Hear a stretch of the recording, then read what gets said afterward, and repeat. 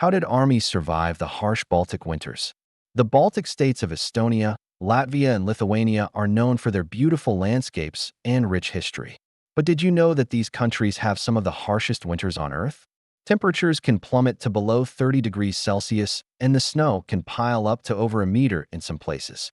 So what happens when an army tries to fight in such extreme conditions? How do they keep their soldiers alive? Let's find out. During the medieval times, the Baltic region was a battleground for many crusades. The Northern Crusades were a series of military campaigns in Northern Europe during the High Middle Ages from the 12th to 13th centuries.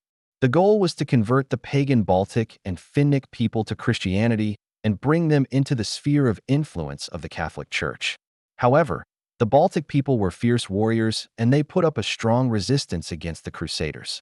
One of the most famous battles in this war was the Battle of the River Gauja, which took place in 1208. It was fought between the forces of the Teutonic Order and the Latvians near the River Gauja in modern-day Latvia. The battle was part of the Northern Crusades, which aimed to convert the Baltic pagans to Christianity and bring them under the control of the Holy Roman Empire.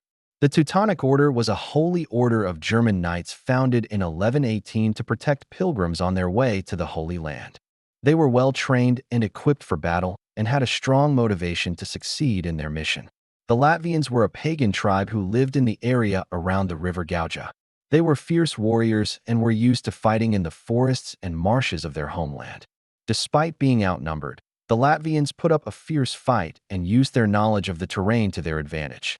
They ambushed the Crusaders, harassed their supply lines, and attacked them when they were least expecting it. The battle was long and bloody, and neither side was able to gain a decisive victory. In the end, the Latvians were able to escape and preserve their independence. But what about the soldiers? What did they do when winter came? The soldiers of the 13th century had a tough job, fighting in one of the most inhospitable climates on Earth. The winters in the Baltic region were long and cold, and the soldiers had to endure freezing temperatures and heavy snowfall. But they had some tricks up their sleeves to help them survive. For example, they would build special shelters called riparias to protect themselves from the elements. These were small huts made of wood or stone that were built near the battlefield where soldiers could take shelter and warm up during the day. At night, the soldiers would huddle together for warmth and try to keep each other's spirits up with stories and songs. To keep their bodies warm, they would wear thick animal skins and sometimes even layer them up to stay warm enough to fight. When it came time to fight, they would use their shields as extra protection against the cold and keep their helmets on at all times. Another trick they used was to take advantage of the frozen ground. In the winter, the ground would often freeze solid, making it easier to march and maneuver. They would also use sleds to transport their supplies and wounded soldiers off the battlefield.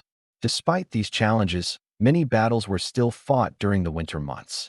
And there were some famous battles that took place on frozen battlefields like the Battle of the Frozen Sea. This battle took place in 1242 between the forces of the Teutonic Order and the Russians. The Germans were led by Grand Master Hermann von Salza, and the Russians were led by Prince Yaroslav Vsevolodovich. The battle was part of the Northern Crusades and was fought on the frozen surface of the Gulf of Finland near the modern-day Estonian island of Saaremaa. The German forces consisted of about 15,000 men, while the Russian forces were much smaller, numbering only a few thousand. Despite being outnumbered, the Russians put up a fierce fight and used their superior knowledge of ice warfare to their advantage.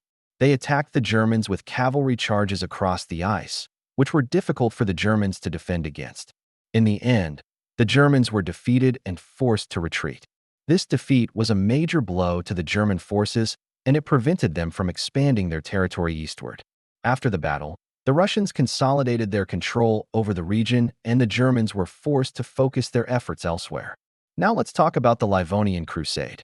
The Livonian Crusade was a military campaign in the 13th century aimed at conquering the pagan areas of Livonia, which included parts of modern-day Estonia and Latvia. The Northern Crusades were a series of military campaigns in Northern Europe during the High Middle Ages from the 12th to 13th centuries.